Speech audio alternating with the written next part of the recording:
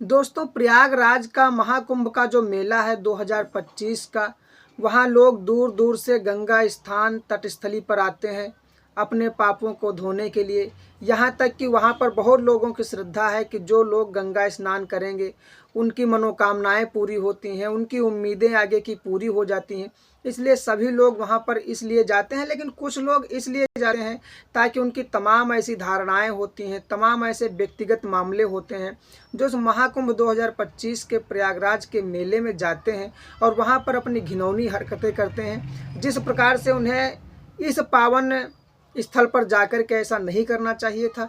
एक व्यक्ति है जिसका नाम पिंटू होता है, जो फौज में नौकरी करता है।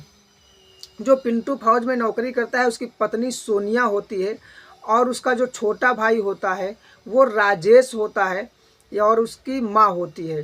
दोस्तों, पिंटू फौज में नौकरी कर रहा होता है। वहाँ नौकरी के दौरान अब वो आ नहीं सकता था, इसलिए सोनिया उसकी बीवी जो होती है वो फ़ोन करती है और कहती है अपने पति से कि आप आ जाएं घर वापस छुट्टी लेकर के और हमें गंगा स्नान यानी महाकुंभ के मेले में ले चलें और हमें मेला दिखा दें। लेकिन वो किसी भी कारण से नहीं आ पाता है। कहता है कि देखिए, मैं वापस नहीं आ पाऊँगा, अभी इतनी जल्दी छुट्टी नहीं मिल पाएगी। तुम मेरी माँ को ले लो और मेरा छोटा भाई राजेश है उसे ले लो और उसे ले करके चली जाओ मेले में। जब ऐसा वो सोच करके अपना फैसला लेता है, बताता है, तो यहाँ पर उसकी जो सोनिया होती है, जो पत्नी होती है, उसने राजेश से बात की और राजेश ने कहा कि भाभी क्यों भैया को परेशान करोगी, क्यों भैया को वहाँ से बुलाओगी, और दूसरी बात है कि छुट्टी भी नहीं मिल पाएगी, इसलिए मैं आपको गंगा स्नान करा देता हूँ, महाकुंभ के मेले में घुमा देता हूँ। सोनिया कहती हैं कि देखिए, मैं अकेले आपके साथ नहीं जाऊँगी। तो राजेश भरोसा दिलाता है कि अकेले जाने में क्या दिक्कत है, क्या मैं आपको शक्ल से कहीं गुंडा लगता हूँ, बदमाश लगता हूँ, ख़राब लगता हूँ, क्या मेरे अंदर कोई ऐसी हरकत है जो आप देख करके कह रही हो कि मैं आपके साथ अकेले नहीं जाऊंगी। भाभी थी इसलिए उसने कई प्रकार के सवाल खड़े कर दिए, कई प्रकार की ऐसी घटनाएं, कई प्रकार की ऐसी बातें कर दी जिसकी वजह से सोनिया को लगा कि ये मुझे खिजा रहा है, इसलिए मुझे इसके साथ चले जाना चाहिए। लेकिन उसने कहा कि मेरी शर्त है कि माँ जी को लेकर के चलेंगे। लेकिन माँ जी की उम्र 50 साल होती है। राजेश कहता है कि भाभी जी माँ जी को ले जा करके क्या करेंगे, क्योंकि माँ जी तो इस समय बुजुर्ग हैं और वहाँ मेले में इनको कौन संभालेगा, इनकी स्थिति बड़ी गंभीर हो जाएगी, वहाँ चलना बहुत ज़्यादा पैदल रहता है, बहुत समस्या रहती है, इसलिए तुम मेरे साथ अकेले चलो। इन सारे प्लान में वो कामयाब हो जाता है और राजेश अपनी भाभी को लेकर के चला जाता है। उसे आगे क्या होता है, राजेश ने क्या किया, सोनिया ने ऐसा कौन सा कदम उठाया जिसके बाद पुलिस का वो तमतमा, वो जो रुतबा होता है उसके घर पर सारे लोगों को खींचना और सारे लोगों को ले जाकर के थाने में बहुत ही प्रताड़ित करना, क्या ऐसा राजेश और सोनिया ने कर दिया था। उस कहानी को, उस घटना चक्र को इस घटना के माध्यम से बहुत ही विधिवत समझते हैं। ये दरअसल कहानी उत्तर प्रदेश के मोहम्मदपुर की है। मोहम्मदपुर से ये लोग बेगूसराय जाते हैं और बेगूसराय से ट्रेन में बैठते हैं और ट्रेन में बैठने के बाद ये लोग गंगा स्नान के लिए निकल जाते हैं। वहाँ पर जैसे ही प्रयागराज में उतरते हैं, वहाँ से लोग बहुत ही हंसते खेलते बातें करते। अब दरअसल धीरे धीरे जो सोनिया होती है उसकी शादी अभी 1 साल पहले ही पिंटू के साथ हुई होती है। सोनिया बहुत ही देखने में खूबसूरत था, बहुत ही अच्छी लग रही थी, बहुत ही सुंदर रूप था उसका। राजेश को उसके रूप ने एक तरह से बहुत ही भावुक बना दिया था, एक तरीके से बहुत ही आकर्षित कर रहा था। राजेश उसकी खूबसूरती से अपनी नज़र ही नहीं हटाना चाह रहा था। मगर होता कुछ ऐसा है कि राजेश अब उसकी खूबसूरती में इतना पागल हो चुका था कि उसे किसी भी कदम पर छोड़ना ही नहीं चाहता था और जैसे ही मौका पाता या पाने की कोशिश करता था कि कैसे मौका मिल जाए मुझे और मैं इस सोनिया को हासिल कर लूं, इसके साथ यौन संबंध बना लूं, यौन संबंधों में इसके साथ इतना सुकून मिल जाए ताकि और मैं इसको इतना सुकून दे सकूं ताकि ये मुझे छोड़ करके कभी जा ही ना सके। आखिर वो अपनी प्लानिंग में किस तरह से कामयाब होता है, कैसी उसने चाल चली थी, क्या आखिर उसने किया था। तो नमस्कार, प्रणाम, सत श्री अकाल, आदाब। आप सभी लोगों का हमारे यूट्यूब चैनल कौशल किशोर 1090 पर बहुत बहुत स्वागत है। उम्मीद करते हैं आप और आपकी फैमिली बहुत ही खुश होंगे। तो कहानी के इस अगले पड़ाव में लेकर के चलते हैं कि जैसे ही महाकुंभ के मेले में पहुंचता है और इसने अपनी भाभी का हाथ पकड़ लिया था। उस समय हाथ पकड़ करके गंगा स्नान की तरफ चलता है तो सोनिया थोड़ा जो है विरोध करना चाहती है और कहती है कि हाथ पकड़ के चलना अच्छी बात नहीं है राजेश, लेकिन कहता है कि तुम तो मेरी भाभी हो, आखिर भाभी का हाथ पकड़ के नहीं चलेंगे तो किसका हाथ पकड़ के चलेंगे। सोनिया वहाँ पर थोड़ा चुप रह जाती है, लेकिन इसी से राजेश का अब हौसला बढ़ जाता है। राजेश ने अपना अगला कदम उठाने की कोशिश कर दी थी।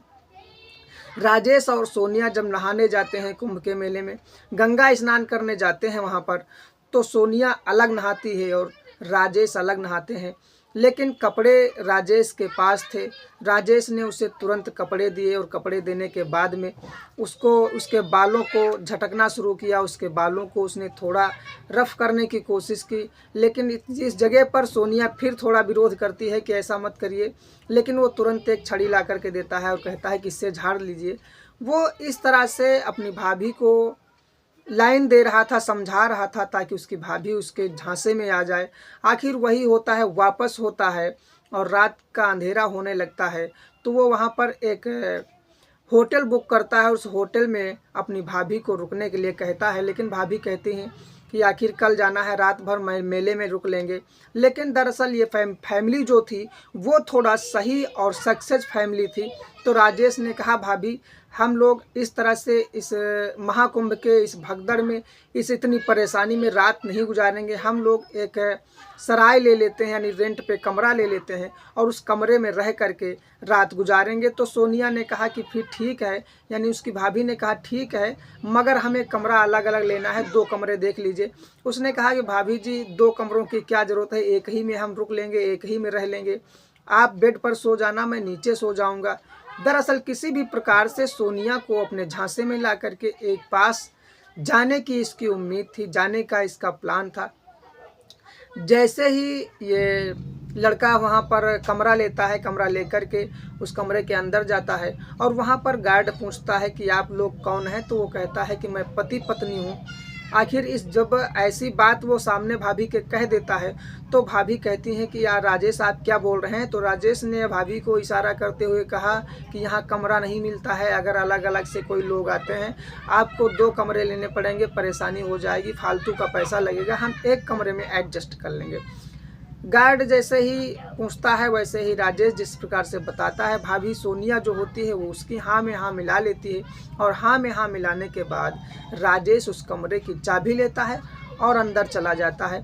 वहाँ पर जाकर के पंखे वंखे चलाना, जो भी काम था वो सारी चीज़ें वहाँ पर सही करता है और भाभी से कहता है कि आप यहीं पर आराम करो, लेट जाओ, मैं बाहर जाता हूँ, कुछ खाने पीने का सामान लेकर के आता हूँ, मैं ज़रूरी चीज़ें ले आता हूं ताकि रात में किसी प्रकार की ज़रूरत ना पड़े। जब ऐसा होता है तो ये हो जाता है कि राजेश और सोनिया अब रात के 10 बज चुके थे और खाने पीने के लिए वो लोग अपनी अपनी कोशिशें कर रहे थे। खाने पीने की सामान आ चुकी थे, सारी सामग्री इनके पास आ जाती है और वो लोग खाना खाने की कोशिश करते हैं। दरअसल खाना खाते हैं, लेकिन वहाँ पर सोनिया फंस जाती है क्योंकि राजेश ने सोनिया के खाने में कुछ ऐसा नशीला पदार्थ मिला दिया था कि सोनिया समझ ही नहीं पाती है कि आखिर मेरे साथ क्या हो रहा है। आखिर उसने नींद की एक गोली मिलाई है, आखिर उसने शक्तिवर्धक गोली मिला दी है। दरअसल उसने शक्तिवर्धक गोली मिला दी थी और 2 मिलाई थी। 2 शक्तिवर्धक गोलियां उसको नशे में डाल देती हैं, उसको इतना मदहोश कर देती हैं और वो भी 2 जो गोलियां होती हैं शक्तिवर्धक वो भी खा लेता है। दरअसल रात जब होती है तो ये लोग रात के अंधेरे में जिस प्रकार से वहाँ पर रहते हैं, पति पत्नी की प्रकार से रहते हैं। सोनिया अब मना भी नहीं कर पा रही थी क्योंकि सोनिया के अंदर सारी हरकतें वैसी जग चुकी थी। सोनिया और राजेश दोनों लोग पूरी रात एंजॉय करते हैं, पूरी रात बहुत ही धमाल मचा देते हैं वहाँ पर, जिसकी वजह से सोनिया भी अब राजेश से इतना खुश हो चुकी थी, क्योंकि अब राजेश को सोनिया नहीं छोड़ना चाह रही थी। क्योंकि उसके बीच में जो फ़र्क था वो ये था कि उसका जो पति था वो बहुत काफ़ी समय के बाद आता था, और ये अब ये समझ चुकी थी कि राजेश मुझे तो रोज़ इस तरह से खुश कर सकता है, मुझे इतना सुकून दे सकता है, तो क्यों ना मैं राजेश की ज़िंदगी में आ जाऊँ, और मेरा पति बाहर रहता है, मैं राजेश के साथ अफेयर में रहती रहूँगी। इस प्रकार से जब सोनिया ने उस अपने देवर को भी अपना पति बना लिया, अपने पति की तरह से रहने लगती है, तो सोनिया और राजेश में रिश्ते बहुत ही गंभीर हो जाते हैं। जब वहाँ से आते हैं वापस अपने घर पहुँचते हैं, तो घर में भी ऐसी ही चीज़ें होने लगती हैं। राजेश और सोनिया ऐसी चीज़ें जब करने लगते हैं तो कमरे से कुछ आवाज़ें आती हैं इनके बात करने की। तो देखती है इसकी माँ जो होती है वहाँ पर, एक बूढ़ी 50 साल की उम्र जिस माँ की होगी, वो चलने में तो सक्षम थी, तो कमरे के पास जाकर के देखती है कि आवाज़ें आ रही थी, कुछ बात करने के, कुछ बेड की चरमराहट की। जब इस प्रकार की आवाज़ें देखती हैं तो कमरे का लॉक खड़बड़ाती हैं। जैसे ही लॉक को खटखटाती हैं, राजेश और सोनिया अपने अपने कपड़े पहन करके वापस निकलते हैं और कहते हैं कि माँ जी क्या है। लेकिन माँ जी ने सारी चीज़ें महसूस कर ली थी, सारी चीज़ें देख ली थी। जैसे इन सब चीज़ों को जान पाती हैं, वैसे ही पिंटू को फ़ोन करके बताती हैं। पिंटू घर आता है और फैसला लेता है कि आप लोग इस तरह से अगर कर रहे हैं तो मुझे बताया क्यों नहीं। तो राजेश और सोनिया ने कहा बताने की ज़रूरत नहीं है, आपका जब जी चाहे, जब आप नौकरी से फुर्सत पाएँ तब आप शादी कर लीजिएगा, अपनी पत्नी हायर कर लीजिएगा। मैं इस तरह से जीवन नहीं काट सकती हूँ। मुझे राजेश से बहुत ही सुख मिलता है, बहुत ही सुकून मिलता है, मैं हमेशा राजेश के साथ ही रहना चाहती हूँ। ऐसे फैसले सुन कर के पिंटू बहुत ही सकबगा जाता है, और इस माहौल में पिंटू अब उन लोगों को एक कर देता है, और कुछ समय के बाद में, कुछ नौकरी करने के बाद में वो अपनी शादी कर लेता है, दूसरी पत्नी ले आता है। जिस प्रकार से इन लोगों ने किया था उसकी माँ बहुत ही नाराज़ थी, लेकिन आखिर पिंटू ने सही समझौता लेते हुए उस पत्नी को राजेश के हाथों में सौंप देता है। और कुछ समय के बाद जब वो घर पर रहता है तो समझ जाता है कि पत्नी इतनी दूर शायद न रह पाए, इसलिए उसने जब नौकरी छोड़ी तब जा कर के उसने अपनी शादी की। आप इस कहानी, इस घटना चक्र के बारे में क्या समझे हैं, कमेंट में अपनी राय हमें भेज सकते हैं।